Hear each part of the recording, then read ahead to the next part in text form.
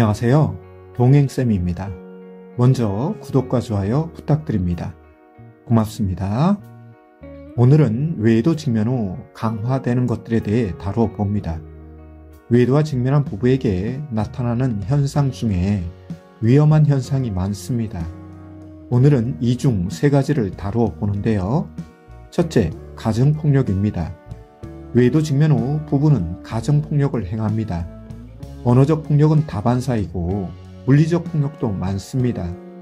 물리적 폭력에는 사람을 때리거나 패는 것도 있지만 물건을 손상하는 것, 문을 감정 담아 강압적으로 닫거나 부수는 행위도 있습니다. 스마트폰을 망치로 부수는 행위나 사람과 벽을 향해 집어던지는 행위도 있죠. 이것으로 인해 사람이 다치는 경우도 많습니다. 더 심한 경우 집에 있는 칼로 위협과 협박하는 경우가 있습니다. 자해를 시도하는 경우도 있죠. 심리적, 정서적, 경제적 폭력도 있습니다. 심리적으로 불안과 공포감을 조성하고 정서적으로 거리두기를 하며 경제적으로 통제하는 것이 여기에 해당하죠. 가정폭력은 하면 할수록 강화됩니다. 처음에는 작은 폭력을 행사하지만 시간이 지나면서 폭력성이 심해집니다. 가정폭력의 빈도도 잦아지고 강도도 더욱 세지는 부작용이 생깁니다. 따라서 외도 직면 후 부부상담이나 외도상담을 통해 치료뿐만 아니라 예방해야 하는 것은 추가적 외도뿐만 아니라 가정폭력도 있습니다. 둘째, 분노입니다. 외도 직면 후 분노 조절 못하는 부부가 많습니다. 여기에는 외도 피해자뿐만 아니라 외도 행위자도 해당합니다. 분노 조절 실패는 앞에서 말씀드린 가정폭력과 밀접한 관계가 있지만 외도와 무관하게 평소 분노 조절 못하는 사람도 많습니다. 분노 조절 못하는 사람들은 자존감이 낮고 내면에 우울감이 가득합니다. 자존감이 낮고 우울감이 높은 사람일수록 외도에 취약하죠. 아울러 분노라는 감정이 폭력이라는 행동으로 옮겨지면 분노 조절 실패가 폭력성 활성화로 이어지면서 타인에게만 피해를 주는 것이 아니라 자신에게도 피해를 주는 경우가 있습니다. 자기 파괴적인 행동을 한다는 것이죠. 대표적인 경우가 자살입니다. 자살 전 단계로 자해도 해당합니다. 이에 충동적인 자살 시도가 많습니다. 여기에도 외도 피해자뿐만 아니라 외도 행위자도 있습니다. 실제 저의 상담 사례 중에는 외도 행위자가 자살 소동을 벌인 경우가 있습니다. 어떤 분은 이런 외도 행위자의 행동에 대해 쇼라고 평가절하하는 경우가 있지만 사람이 죽고 사는 것은 순간이기에 결코 가볍게 여길 수 없죠. 따라서 외도 직면 후 분노 조절을 잘하지 못한다면 빠르게 치료적 작업에 임해야 합니다.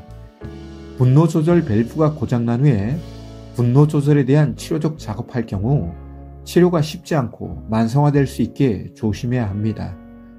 마지막으로 증오입니다. 증오는 상처에서 출발합니다. 특히 외도와 같은 상처가 부부 사이에 발생하면 미움이란 감정이 생깁니다. 미움이 무럭무럭 자라면 증오가 됩니다. 증오가 마음에 자리하면 미움 수준을 넘어서죠. 어떤 경우에는 매우 위험한 상황에 노출될 수 있습니다. 예를 들면 상대방을 죽여버리고 싶은 마음이 들 수 있죠. 우리의 모든 감정은 강화되는 속성을 가지고 있는데요. 증오도 마찬가지 생리를 가지죠. 미움 정도에서는 감정 브레이크를 잡을 수 있지만 증오 단계로 들어서면 감정 브레이크가 고장나죠. 마음에 증오가 있으면 자기 파괴적인 경우가 많습니다.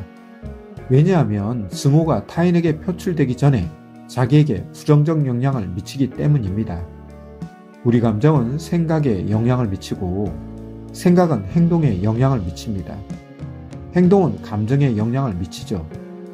따라서 감정, 생각, 행동은 한 몸이자 서로 선순환 혹은 악순환 주체가 되죠. 증오가 어떤 대상에게 향할 수가 있지만 증오가 사회로 향할 경우 반사회적인 성격의 소유자가 될 수 있습니다.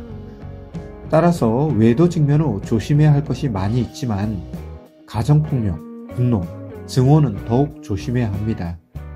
이런 행위나 감정은 사용하면 할수록 강화되고 스스로 조절하지 못할 수 있습니다.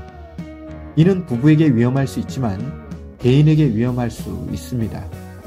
따라서 외도 직면 후 가정폭력, 분노 조절 실패, 증오 감정이 통제 밖에 있다면 즉시 치료적 작업에 임해야 합니다. 부디 이 점을 인지하고 이해한다면 외도 직면 후 부부 상담과 외도 상담에 임하세요. 이는 당신 자신이 소중하게 해야 하는 작업입니다. 오늘 준비한 내용은 여기까지인데요. 도움이 되셨다면 구독과 좋아요 부탁합니다.